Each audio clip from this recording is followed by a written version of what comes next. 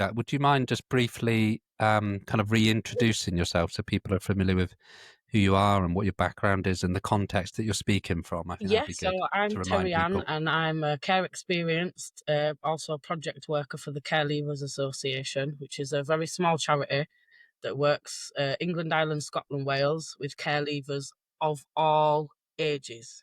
I'm just going to reiterate that one more time. All ages. Specifically, the project I'm on is Connected, and we work with adults 25 and beyond, so 35, 55, 65, doesn't matter. And we offer connection, community, and support around identity and accessing your records, which a lot of care leavers tend to do later on in life. And it can be a mixed experience, shall we say, which is what I'm here to talk about. A bit of my own experience, and a bit of what I've learned in the role from other care experienced people, and how that journey can help or hinder your own understanding of your identity and the processes that come in with it. And am I right in thinking you've been on a bit of a journey with looking at your own care files, and that's been pretty recently? Yeah. So it's been over a course of a few years. I started it out as a way of proving estrangement from my mum when she passed away, so I didn't get lumbered with her debt. I didn't really have an interest in looking at them. It wasn't something that had ever come in my head, because as far as I knew the worst from when I was younger, and I remembered what I needed to from when I was older. Uh, Mm. and then the teenage files just made me frustrated because it just contradicted everything I remembered. So I had to reflect using a Terri Anne head and a professional head in my journal to try and understand that better, and not be so angry because I didn't want to live up to the labels. And then at the back end of last year, after doing the job that I'm in now for nearly 18 months, I just thought maybe it's about time I did. Just have a look. Mm. And what an experience. And so when you decide as an adult, I want to look at my care files, what's the first thing that you do? Where do you start? Where do you begin? Who do you get in contact with? And what is that process like to retrieve your care files? It's a good question. For everyone, it's different. Some people understand it's to do with data and would automatically go to their local authority and look up around data protection and things like that to understand. But what we recommend, a lot of people get signposted to us because they know that that's what we do. So we would find out which local authority you were in, and first of all, what time you were in care. And that's a very valid thing, because anything before 1985 did not have to be stored and transferred over to the digital system. So some people are very fortunate and still get access, but not everybody is able to, depending on how their local authority stored files. Once we got that information, you would then send them a link. Most local authorities have either a website or just an online form that you fill out, and you would submit some identification. And then you should get an automatic response back, or a response back that acknowledges that you've applied. And then local authorities usually have a timescale of 20 to 28 days. Everyone varies depending on the size of their council and I guess their data protection team. And then you've just got to kind of wait. The countdown then begins.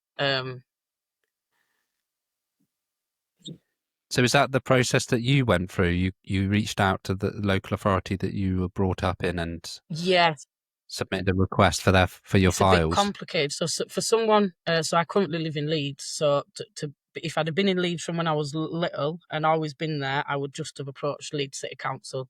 But I was actually in care in Skelmersdale and in Wigan, which is kind of outskirts of Liverpool. So I initially, first ever, when my mum passed, I approached all the local authorities. And the latter two, from when I was younger, came back and said they didn't even hold files in my name. And because I didn't really understand the process and I was starting my new job, I couldn't really be bothered. I just needed something that showed, in my mind, the latter years to show that I didn't have the bond. And then, like I said, a few years later, when I just decided, and I just bounced the same email round to every local authority that was the same one or around it, to think maybe it's been chopped into new potato wedges now. And then it came back that they magically found my files. So whether I just got somebody the first time that was new and didn't know where to search for them, which can happen, whether they were just backdated and just missed it, because they were overwhelmed. I don't really know what happened, but I have seen that happen to a number of people that I've supported as well. So it isn't a one-off thing. It does and can happen. And then the Leeds City Council ones, I was lucky enough. I think all of them met their time frames. I don't think anybody went over. With my younger files, what I found helped was I was really honest to the extent of some of the things that I knew about my childhood, because I'm third generation, so my mum was also a care leaver. So I thought that that might help to access my files by raising that point.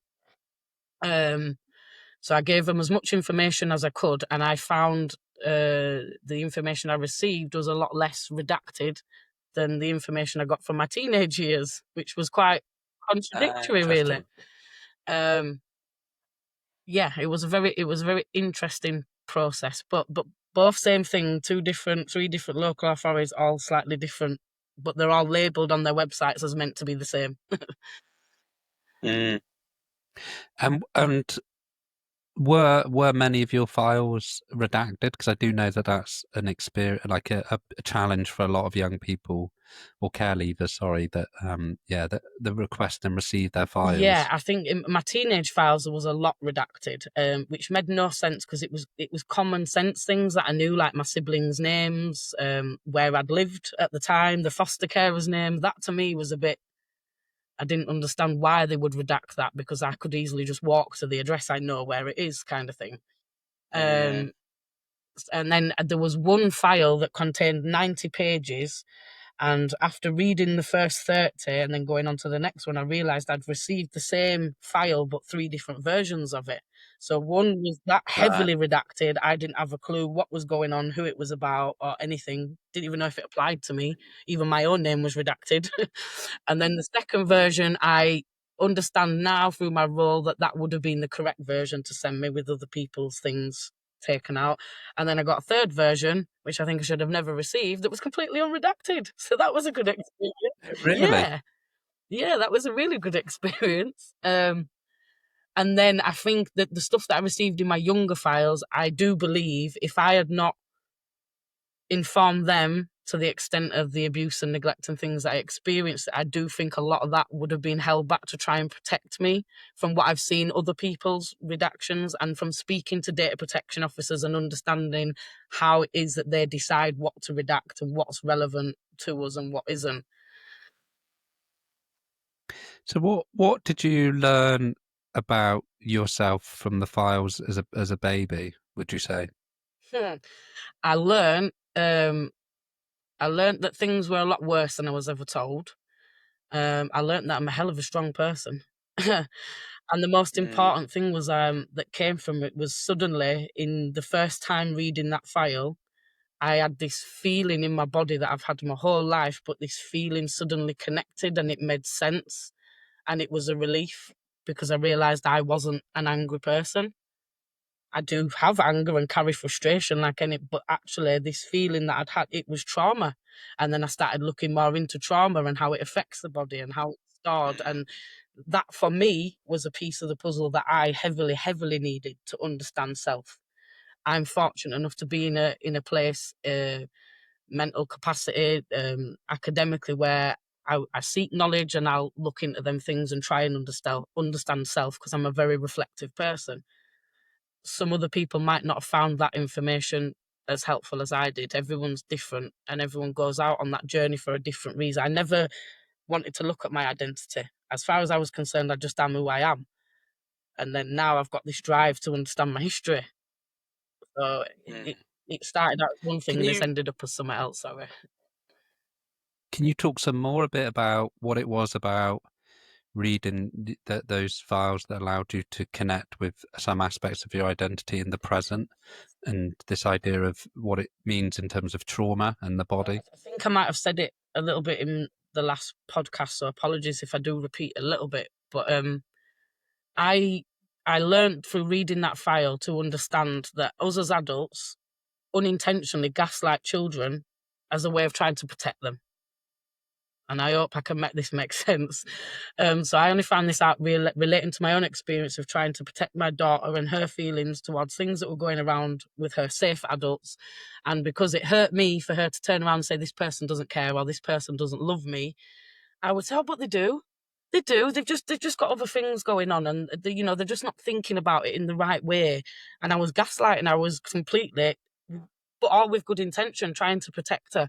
And I read this file, and it said in black and white everything that I'd been telling all my safe people, my social workers, my foster carers, my mentors, my friends, my family friends, my family. And I used to tell people point blank, my mum doesn't love me. She didn't want me. And that makes you feel hella uncomfortable. I now know that from hearing my own daughter say it. And everybody, my whole childhood, always mitigated. Mum had her own problems. Mum had a really bad childhood too, and just didn't know the skills, or she didn't know how to connect. And everyone always made an excuse. And I understand it, and I'm grateful that they tried to protect me to a point. But in reading that file, I suddenly was vindicated. Everything that I'd looked at everyone and told them for all them years, I was right all along. And part of me now reflects and questions if I was allowed in a child-friendly way to understand that that statement was true as a young person, would I have been able to come to terms with that and then grow up and kind of just let go of it? As a consequence of everyone trying to protect me, I then held on to this what if.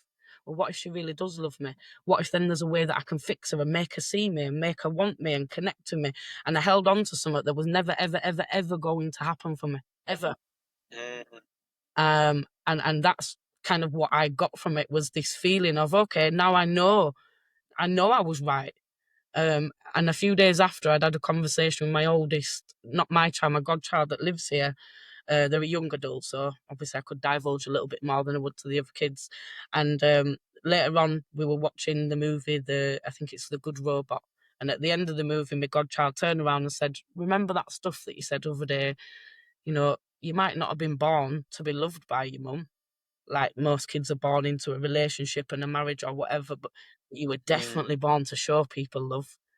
And at that moment there, it was, I can't say I don't care, but it was like this warm feeling of things suddenly making sense. So okay, yeah, I had a bad start. We have bad starts, but I knew I wasn't loved. But I didn't let that turn me sour. I didn't let it drive me to make poor choices. I used it somehow, somewhere within my body. My trauma must have worked with me and against me at times, but it motivated me to try and be the best version that I could be, no matter how long it's took me to get there. And I'm still traveling that journey because I'm still healing. But it allowed me to acknowledge the healing, acknowledge the things that had happened, make peace with them. I'm still working through some stuff, but it's not broken me like it would have done if I didn't have that understanding. I was just curious about. I appreciate that your mum's Oh no yeah, longer here, but I just wondered if it changed your relationship to her. sorry. Even though she's not here, we can have a relationship in terms of like the meaning that we attribute to the relationship. Okay, yes. So that it allowed me to let go. So I did make a decision when she passed away. Um, she loved Oasis, so I thought I'd live by one of their mottos and don't look back in anger. Um, because by looking back in anger, that means I'm going to carry that load forever and ever and ever. And that anger, I can't aim it at no one, she's gone. Can't aim it at the people that cause the problem. It allowed me to reflect on my mum's journey, compare it to my own, and understand how I very easily could have ended up the same kind of mum as her because we had such similar journeys. And I'm still at a point of trying to map where it went a little bit different for us both. Where was I able to make choices and where she wasn't? But it allowed me to let go. I don't feel angry at her no more. I don't hate her. I hated her when she was alive, to the point that I didn't even engage with her until the day before she passed away for the last few years. Because I couldn't make sense of it all. And how can you look at this person that can give you all these answers and not be angry at that? So I no longer felt angry. I just kind of felt at peace with everything, which is a feeling I've never, ever, ever felt in my life. I've always thought I'm at a point where I've made more of peace with things. And I think I probably confuse that with, okay, now I've got a bit more understanding. I understand the theory behind it now. to be able to place the lived experience and make the dots connect. But it was like, for me, it was the final piece of the old Terri Anne, this journey that I've travelled, becoming a mum, having my children, doing it all a bit backwards, going to uni when the kids are older, starting later on. It was the last piece I needed to put in that puzzle to say, okay, that one's done now. We can start a new puzzle. And I'm now on the new 3,500 piece puzzle of Terri Anne and her journey. But I don't think I personally, everyone is different. So I don't want anyone hearing this to think, oh, well, I didn't get that. And what if I don't? Like, everyone is different. And I am going to reiterate, it depends what you go into it for, what you're looking for, what exactly happened to you, the support network that you've got around you at that time. I don't think I'd have took so much from this if I wasn't in the role that I was in and had so many amazing care experienced people around me within the community that we've built.